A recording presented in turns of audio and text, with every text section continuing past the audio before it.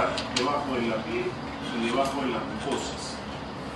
Debajo de la piel, una persona de 1,70 m y 70 kilos tiene más o menos 2 metros de superficie de piel.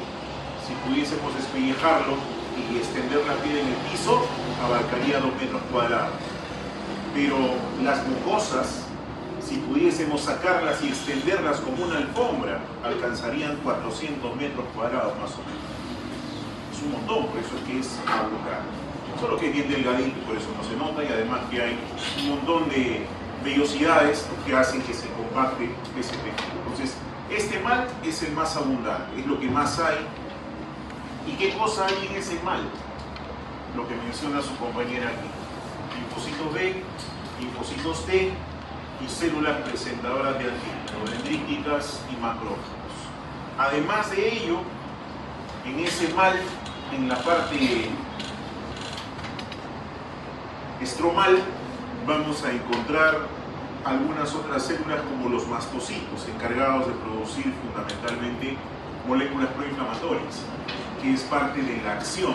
Entonces, hemos visto los órganos principales, médula ósea y timo, ubicados en lugares específicos. La médula ósea, ya saben, ubicación en huesos, particularmente epífisis, mientras que el timo ubicado en el mediastino anterior. En el caso de los ganglios, multilocalizados en diferentes lugares y agrupados en algunas zonas, sobre todo articulares, como son las axilas, las ingles, la parte pélvica y también la parte cervical, interconectados todos. El vaso, que sí es único, pero que está interconectado tanto por la parte vascular como por la parte linfática, y por último el esmalte, que está en toda superficie. Esa es la ubicación general.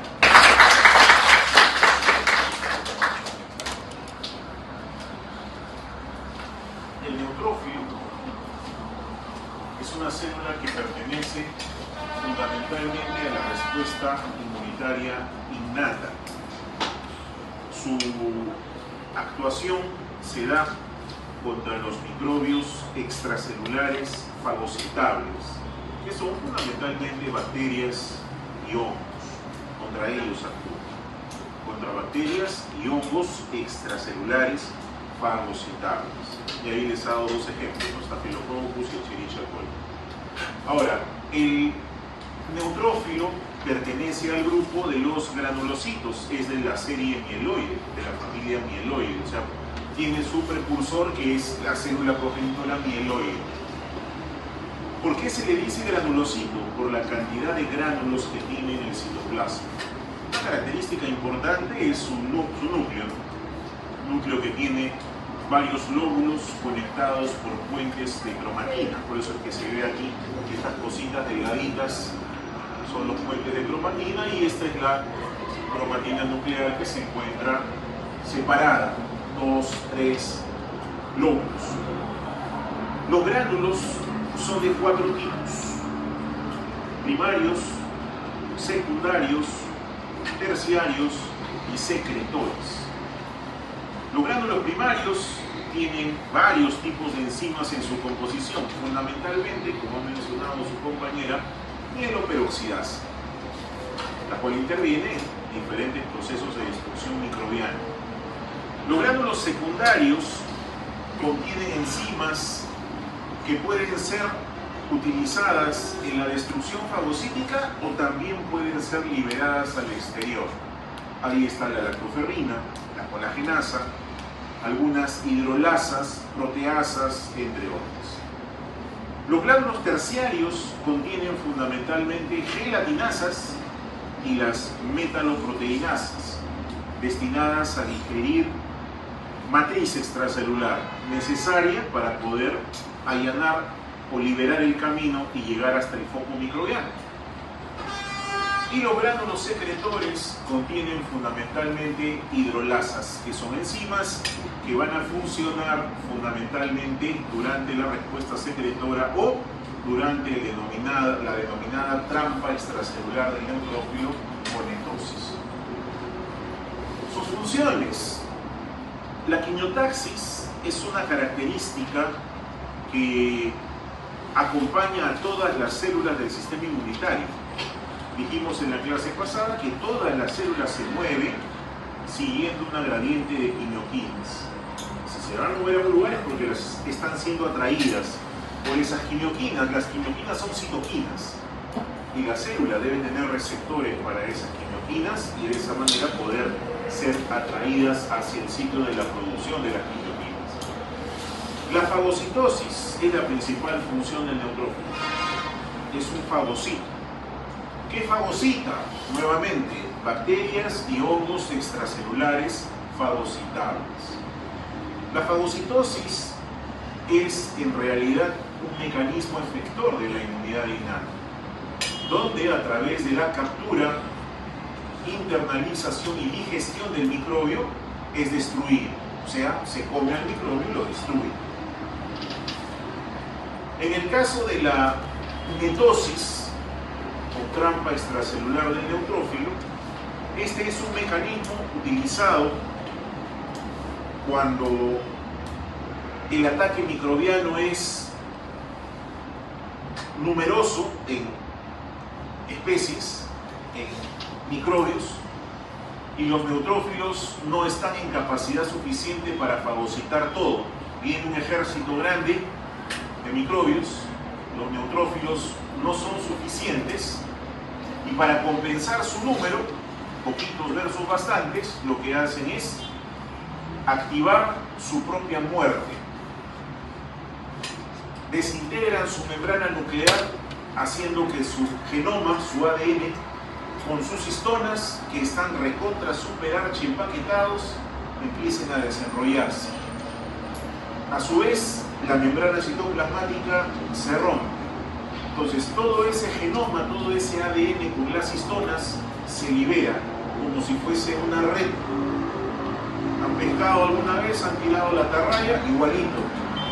Tira su atarraya el neutrófilo y con ello obviamente se le va la vida, pues se muere. Pero con esa atarraya de carga particularmente positiva, captura los microbios, los captura en la red. Y las enzimas que se encontraban en las vesículas, los diferentes gránulos, se liberan como si fuesen granadas y empiezan a estallar. Entonces matan a un gran número de microbios con un solo neutrófilo. Esa es la trampa extracelular del neutrófilo. La tercera función importante es la degranulación. Degranulación o secreción también le dicen, donde el neutrófilo es capaz de liberar sus enzimas líticas hacia los tejidos. Repito, esto funciona solamente para los microbios extracelulares fagocitables. Vamos a ver ahora qué cosa hace el eosinófilo. Vamos a invitar a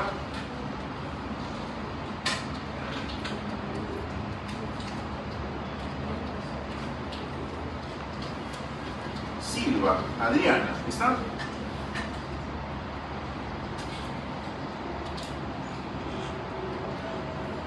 ¿Lo yo?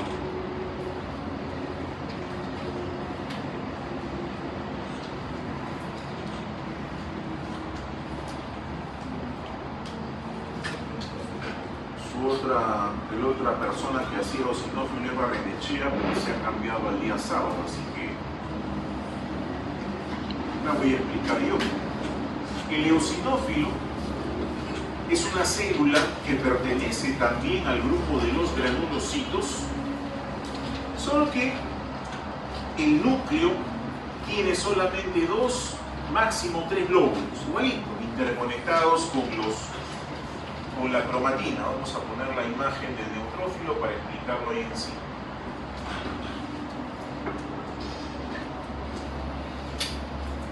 Solo que en el caso del eosinófilo, los gránulos que están presentes en su citoplasma son de color rojo.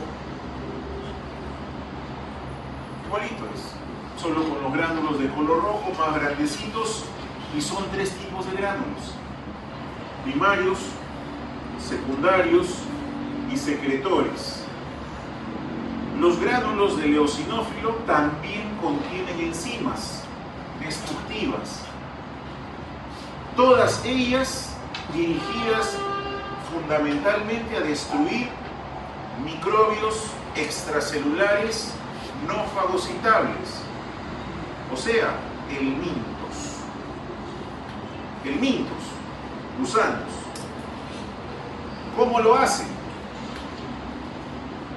Las enzimas que contienen los gránulos del eosinófilo, entre ellas la neurotoxina del eosinófilo, la proteína básica mayor del eosinófilo, la proteína catiónica eosinofílica, son moléculas capaces de unirse a la cutícula del parásito helminto, del gusano, y hacerle un hueco. Para más o menos comparar el poder que tienen estas enzimas, no es una bacteria frente a la que se enfrenta, es un gusano. Por lo tanto, su estructura es más gruesa. Es como si la pared bacteriana fuese una hoja de papel y la pared del helminto, la cutícula, fuese ese muro de cemento. Entonces, las enzimas del eosinófilo pueden atravesar ese muro de cemento. Funcionan mediante la activación con la inmunoglobulina llamada E, de enano. La inmunoglobulina E se une al receptor del eosinófilo y también se une al parásito, estableciendo una especie de puente entre los dos. En ese momento, el eosinófilo libera sus gránulos con las enzimas. Estas enzimas se pegan a la cutícula del parásito y le hacen huecos. Al hacerle huecos, el gusano pierde estabilidad osmótica y muere. Claro, el eosinófilo es del tamaño de esto y el gusano es del tamaño del campus, más o menos. Uno solo no lo hace, miles al mismo tiempo. Pero le hacen hueco por todo lado y el gusano se muere. Ese es el mecanismo de acción del eosinófilo. Para eso usa sus enzimas y por eso tiene sus gránulos. ¿Dónde lo vamos a encontrar? Es sanguíneo. También está en la sangre. Pero puede salir a los tejidos. El neutrófilo también está en la sangre circulando. Y solamente sale a los tejidos cuando lo llaman. ¿Y con qué lo llaman? Con las quimioquinas, con esas moléculas de atracción. Para que ejerza su acción, tiene que salir de la sangre. ¿Cómo sale de la sangre? Tienen que llamarlo. ¿Ok? ¿Y por qué lo llamarían? Porque la respuesta inmunitaria se está activando. ¿Y en qué caso se activa? Lo dijimos la clase pasada. En presencia de sustancias extrañas o en presencia de moléculas extrañas. Eso es lo que va a llamar a la acción a estas células. El eosinófilo puede fagocitar, por si acaso. Van a encontrar literatura de fagocita, pero su fagocitosis no es la misma que la del neutrófilo. Primero, no es tan eficaz y tercero, no es tan abundante. El neutrófilo era hasta el 70% de las células granulocíticas circulantes. Este de aquí no llega ni al 5%, o menos. Y están solamente allí por la función de vigilancia frente a los helmintos, pero también actúan en los fenómenos de alergia, por si acaso. En las alergias también actúan el eosinófilo, porque además de las enzimas mencionadas, en los gránulos del eosinófilo también hay mediadores inflamatorios, como la histamina, como la heparina y los productos de degradación del ácido araquidónico, o sea, prostaglandinas, tromboxanos y leucotrienos, todos mediadores inflamatorios. En el caso del basófilo, efectivamente es el menos abundante y el contenido de sus gránulos, que son además grandes, cumplen diferentes funciones. La histamina, mediador inflamatorio y uno de los, quizás el principal desencadenante del incremento de la permeabilidad vascular, porque lo que hace es promover la separación de las células endoteliales La heparina es un anticoagulante y su función es mantener la sangre líquida aun cuando ésta haya salido del vaso sanguíneo. Y los leucotrienos y prostaglandinas, como metabolitos del ácido araquidónico, promueven y mantienen el estado inflamatorio, mediadores inflamatorios por excelencia. Su función está en mantener la inflamación, esa es su principal función. También fagocitan, también secretan, pero es lo menos importante que tiene. Lo que tenemos que recordar es que promueven la inflamación, mantienen la inflamación en el tejido. Muy bien, sí.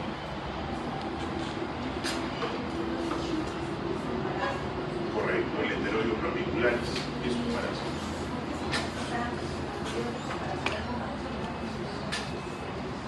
Y en realidad lo que le damos no son antibióticos sino antiparasitarios, tipo albendazol, mebendazol. ¿Por qué? Porque el sistema inmunitario solito no puede contra ellos, son demasiados. Son demasiados.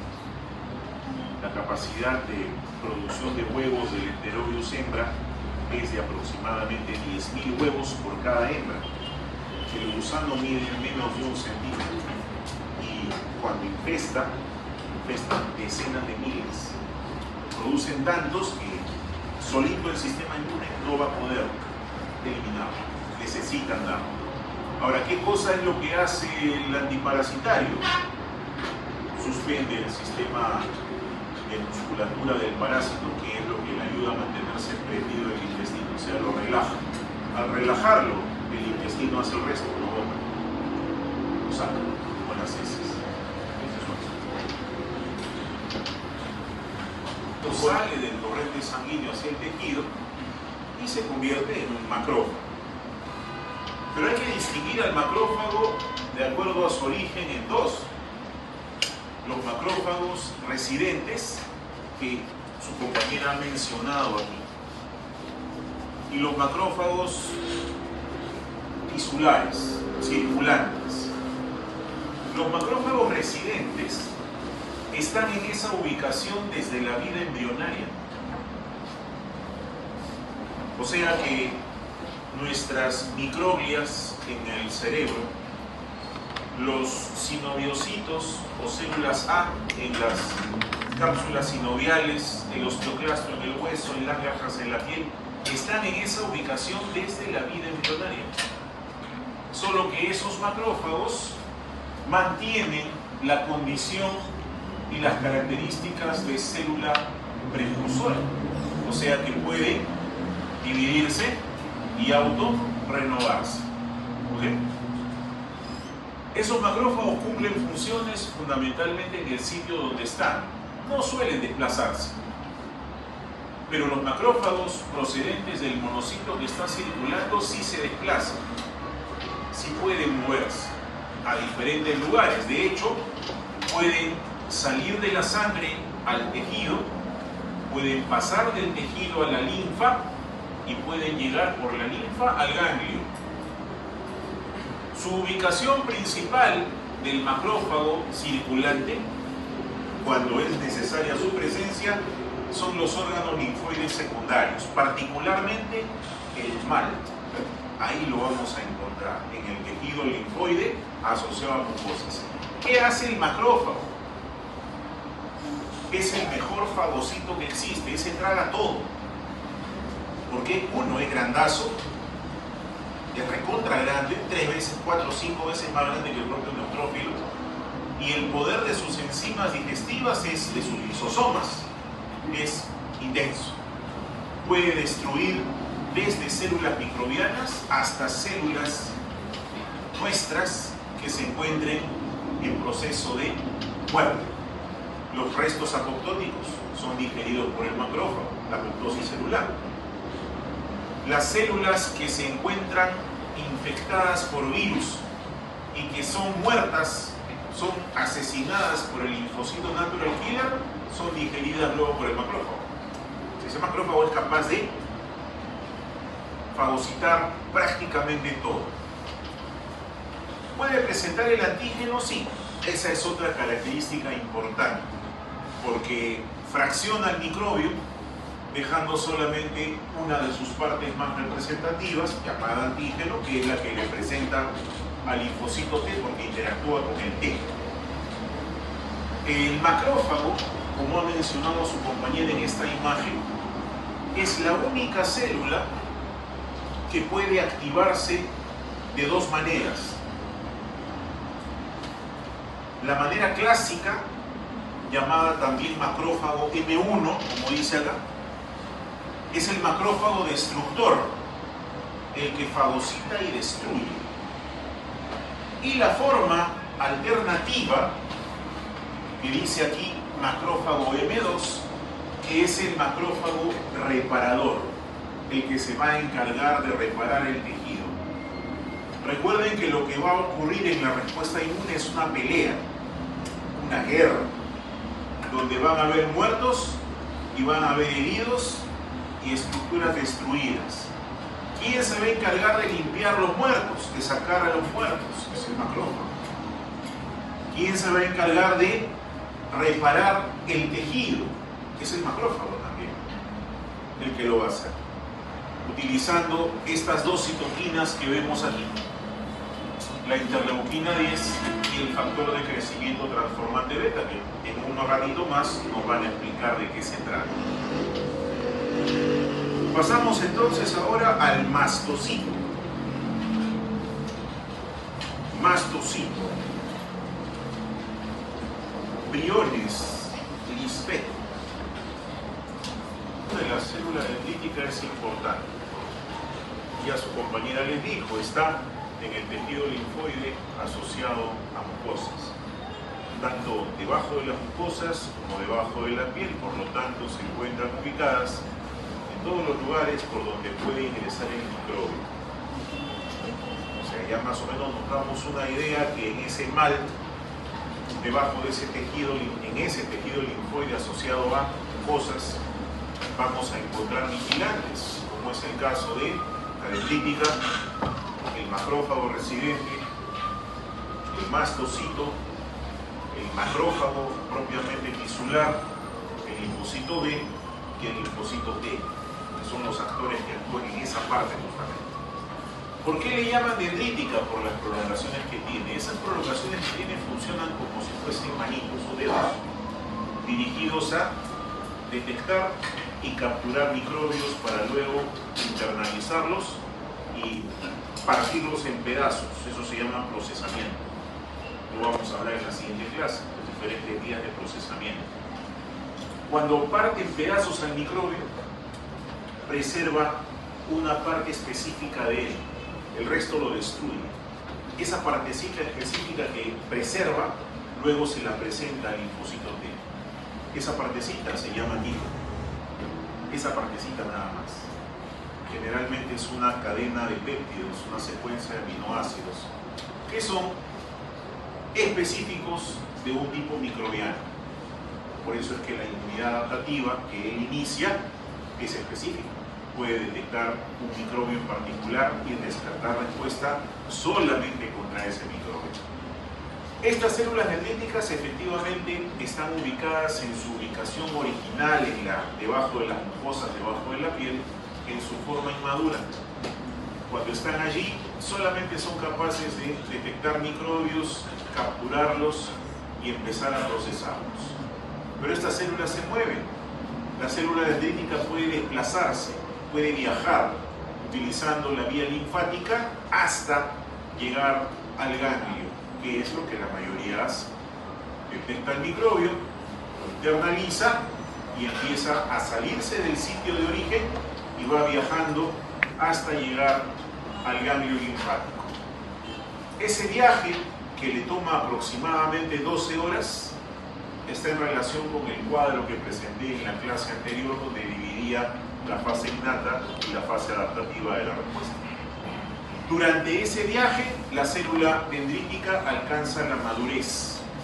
¿Qué cosa es la madurez? Capaz de presentar antígeno al linfocito T, porque como veremos más adelante, el linfocito T no recibe cualquier cosa, solamente recibe un segmento específico de péptido que le es presentado además con una molécula llamada complejo principal de histocompatibilidad, si no, no reconoce. Tiene que cumplirse esas condiciones para que pueda ser reconocido. Perteneciente al estirpe linfoide, tiene como principal función eliminar a las células que se encuentran infectadas por microbios intracelulares. ¿Cuáles son los microbios intracelulares? Fundamentalmente virus y algunos otros microbios protistas, pero intracelulares tienen que ser. Intracelulares e intracitoplasmáticos. De eso se encarga el NK, Natural Killer. ¿Cómo lo hace? A través de su sistema de secreción granular. Tiene tres formas, pero esto es lo más importante. El sistema de secreción granular que arroja una especie de bombas que le hacen hueco primero a la célula infectada y luego se meten para activar las caspases, provocando apoptosis finalmente. La muerte es selectiva. El linfocito natural killer, con esas señales de receptores activadores e inhibidores, va a probarlo. Si la célula está infectada, muere. Pruébala al costado. Si no está infectada, sigue su camino, no le hace nada. Solamente mata de manera selectiva. Esa es su función. Bien, veamos ahora al linfocito gamma delta. Si estamos hablando de microbiología, la parte de psoriasis la podemos omitir, porque eso no es infeccioso, igual que la fibrosis. Lo que sí es importante puntualizar es la infección viral y la infección por tuberculosis, porque esos dos casos sí tienen que ver con microbiología. Porque este tiene un montón de funciones antitumorales, autoinmunes, y entre los dos interesa la antimicrobiana, si no, no vamos a dispersar. Tranquila, estamos avanzando. A ver. Y ya por último esto, que bueno, sí, de eso iba a decir de manera muy breve, es que los linfocitos gamma delta tienen como una subclasificación en la cual se puede encontrar en varios tejidos de su cuerpo. Y pues también acá tenemos lo que es el proceso, o el tiempo en el cual tenemos embrionario, perinatal y postnatal. Se puede encontrar, por ejemplo, esta, la que es más importante, como el de la gama, se encuentra en la piel. Y también esta de acá, la que es esta, la de gamma 1, la que se va a encontrar en el hígado, y esta la que se va a encontrar en el cerebro. Mira, ves el linfocito gamma delta. Mira la gráfica que estás presentando. Tú estás presentando una gráfica con una línea de tiempo entre la parte embrionaria y luego el nacimiento. Efectivamente, se correlaciona con esta gráfica de aquí. Y ya tú lo dijiste, es un linfocito que se produce fundamentalmente durante la vida embrionaria. ¿Ok? El linfocito gamma delta se llama así porque su receptor, ahí está el receptor, tiene dos cadenas, gamma y delta. Porque el otro linfocito, del que vamos a hablar después, tiene en su receptor cadena alfa y beta. Este es un linfocito primitivo, en otras palabras, y pertenece prácticamente a la inmunidad innata, por eso lo estudiamos en esta parte. Ahora, ¿dónde está ubicado? También lo mencionas allí. Se produce en la vida embrionaria y se ubica generalmente debajo de las estructuras del tejido linfoide asociado a mucosas y debajo de la piel. Esa es su ubicación. Una parte muy pequeña puede circular, que son los últimos que has mencionado, el V gamma 1 y el V gamma 4, que pueden estar en el hígado, en el vaso y en la circulación. Son poquititos. La gran mayoría están ubicadas en los tejidos de vigilancia. ¿Qué hacen? Esto de aquí.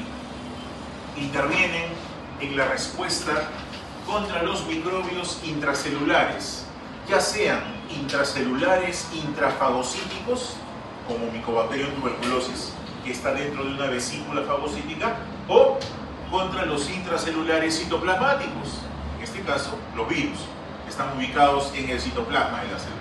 Ese es su foco de acción. ¿Qué hacen? ¿Qué es lo que hacen? Destruyen células. ¿Cómo lo hacen? Ya lo dijiste, perforinas y enzimas fundamentalmente, y liberan citoquinas para que pueda llamarse a otras células del sistema inmunitario. Ese es su trabajo del linfocito gamma delta. ¿Está bien? ¿Suficiente? Gracias. Por lo general, mineral o glucoproteica y producidas por diferentes tipos de células. En este caso, su producción no está restringida al sistema inmunitario, sino, como han escuchado su compañera, también la pueden producir otras células que no forman parte del sistema inmunitario, como es el caso del endotelio vascular y algunas células epiteliales. Inclusive las plaquetas pueden producir algunas citoquinas. Las propiedades principales son esas 4, son 7 en realidad, pero esas 4 son las que resaltan más. El pleiotropismo o pleiotropía, que es la propiedad mediante la cual una citoquina puede hacer varias cosas, tiene varias funciones. La redundancia, que es la propiedad donde varias citoquinas hacen lo mismo. Estas dos propiedades garantizan el funcionamiento de la respuesta inmunitaria, porque si una citoquina faltase, otra puede cumplir esa función. Ese es el fundamento, la razón de ser de estas dos propiedades, la pleiotropía y la redundancia. Garantizar que la respuesta se dé inevitablemente. La sinergia tiene que ver con el mejoramiento o la potenciación, es en realidad la palabra, de las acciones de las citoquinas. Una citoquina combinada con otra, juntas, tienen mejor acción que si actuasen por separado. Y el antagonismo, lo contrario. Una citoquina tiene una acción A y la otra una acción contraria, de tal manera que pueden regular. Esas dos, la sinergia y el antagonismo, garantizan la regulación de la respuesta inmunitaria, que ésta sea controlada, fisiológica. Como veremos ya en la siguiente clase, la respuesta inmunitaria debe ser balanceada, debe ser equilibrada, al igual que los brazos de una balanza. Si la respuesta inmunitaria no tiene ese equilibrio, ya no es fisiológica, se convierte en perjudicial. Porque si es exagerada, empiezan a aparecer los fenómenos autoinmunes, las alergias, y si es insuficiente, empieza a aparecer la inmunodepresión. Y en vez de protegerme, me quedo desprotegido y soy vulnerable a la acción de los microbios, sobre todo los oportunistas.